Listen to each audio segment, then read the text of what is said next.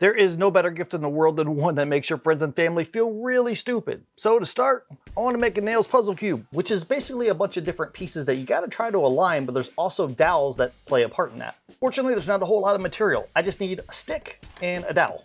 I ripped a piece of oak to get my stick. This one has really nice flowing grain. It doesn't have that typical cathedral oak look. Now I'm going to take this and my dowel and cut them up to a whole bunch of pieces. Actually, they all need to be rectangles and squares, but they all need to be identical pieces. Except they're rectangles and squares, so they're not quite identical. And the dowel's round, that's not the same shape. Yeah, exactly. I got all my blocks cut. Now I'm gonna glue them together to make the pieces for my puzzle cube. And I'm just gonna use some regular wood glue and some CA glue, because, well, I'm impatient. And I need a T, a Z, and a whole bunch of L's. There's something pretty calming about just sitting down and gluing blocks together. I can just take my time, not using any clamps here, just holding the pieces together, wait a minute or so until the glue tacks up, and then move on to the next block.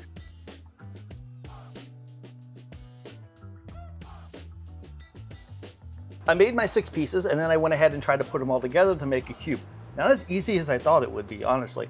Well, now I gotta drill a bunch of holes in this thing.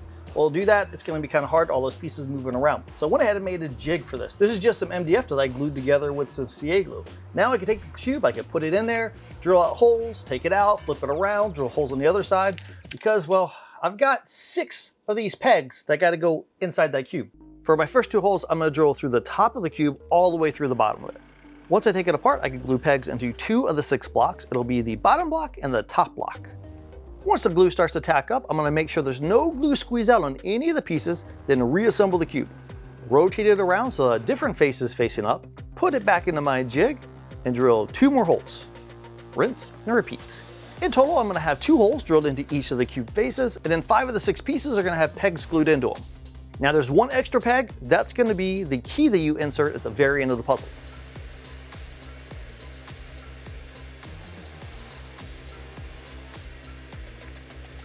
So it goes like this: T, then put an L on top of that. Then we insert another L that has a peg sticking out both ways. Then we put an upside down L. Then we put a sideways L. Then we put a zigzag.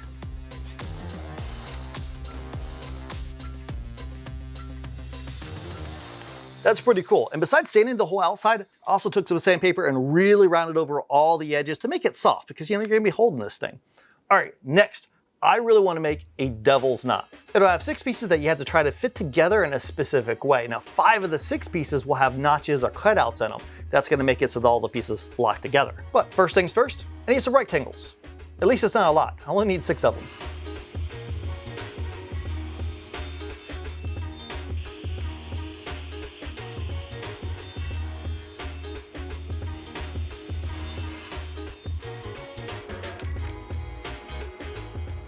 I got some rectangles, and also I made a template. Y'all know me, I like to make templates. Makes it much easier on myself so I don't accidentally cut it in the wrong spot. So what I'm gonna do is take an X-Acto knife and cut out these things. I made them so they match the actual size of the blocks. So I can just take some spray adhesive, spray the back of them, stick them onto each one of the rectangles. Because I have to cut notches into a couple different sides of the same rectangle, I made it so that I could just kind of wrap it around for a few of them. There's at least one of them I don't have to do that, and there's one that I don't have to cut out anything at all, which is great. But then there's one I need to cut out 3 sides, so that's not great. Instead of messing around with some dado stack, I'm just gonna use a ripping blade for this one, put that in there, raise it up to my mark there, which is about the halfway point in these things, and just start nibbling away. Cut after cut after cut. It's really not that bad because a lot of these cutouts are really in the same place, so you can kind of batch them out and make the same cut over and over again. Not a big deal. Not looking too bad. There is this one area right here though that I have to try to chisel out because you couldn't cut all the way through it. Just got to do it the old-fashioned way.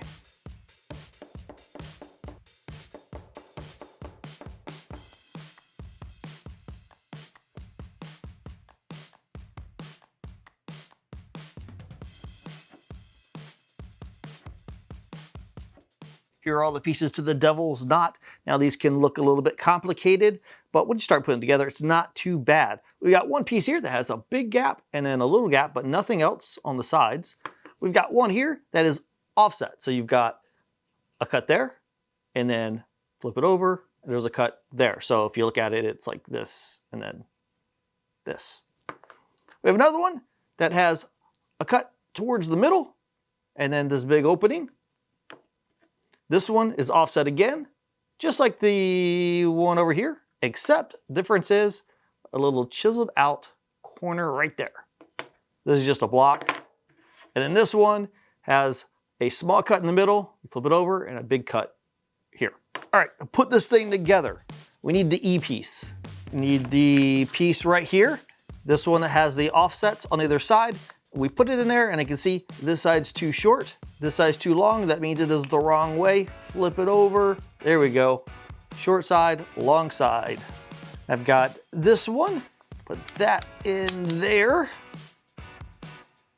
And then the one with the chiseled piece, that can go like this. Lock it together. This dude slides down, and then the key all the way through it. That's pretty cool, huh? I like it. All right, time for something a little bit different. How about a 6-cube triangle? It's gonna have 4 different components, and they're really a bunch of shapes that are zigzag and twisted in all kinds of ways. And you gotta try to make those fit in a certain way. Whenever you do, it gives you the illusion of 6 different cubes, but they're in a triangle shape. I need a board that's perfectly square, but really long. So I'm gonna rip one side of it, rotate it over, cut it again, so now my width and my thickness are exactly the same. This puzzle has 4 components that you put together to make the overall shape. Those components are composed of 4 different types of blocks, and they're really just multiples of each other. I'll have a cube, and then I'll have the next piece, which is 2 cubes. The next piece, which is 3 cubes, and the next one, which is 4 cubes. I don't really have to deal with math on this. I could just take 2 cubes, put them up to my saw blade, lock in my fence, and then cut the next piece. That'll give me the next longest component. When I'm done cutting all of those, then I could just take one of those pieces and then one of the cubes, put them together, put it next to my blade, move my table saw fence up against it, make my cuts. Now I have pieces that are 3 cubes long. I'll also do the same to make the longest piece, which is the 3 cube long piece. 1 cube, put them together, that makes 4 cubes.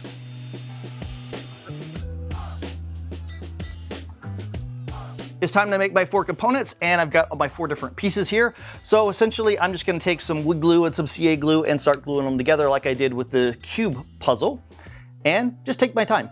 Glue them together in the configuration that I need, and try to make them as accurate as possible, just flushing them up on the edges. It doesn't have to be absolutely perfect, and that's because I'm gonna end up sanding all of this. I need to really soften it. It's gonna be in someone's hands. I don't want sharp edges or anything. So it's not something that's gonna be super tight friction fit anyway. I didn't invent the configuration for this. I've seen a bunch of different pictures for different types of cube, triangle shaped puzzles. So I used all those for reference to figure out how I wanted to make my components. Wooden brain teasers like this have been on the internet for a really long time, so there's a lot of variations out there.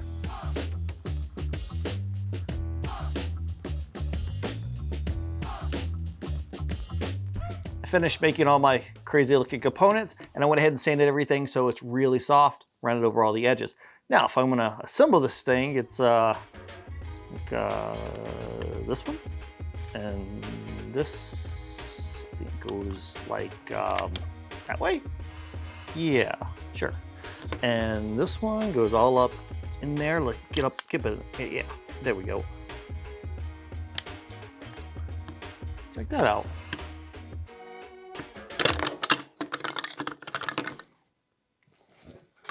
These are fun to make, and they're also really good gifts. Because of the size, you can throw them into a stocking or give them out to family and friends. And because of how they're constructed, these are great for batching out. So if you're gonna make one, might as well make like 5 or 6. Maybe stay away from a film finish and instead do like a wax or an oil finish, something that feels really good in the hands as you're trying to assemble your puzzle. Hopefully you enjoyed this video and took me to the end, get in your shop and build something awesome.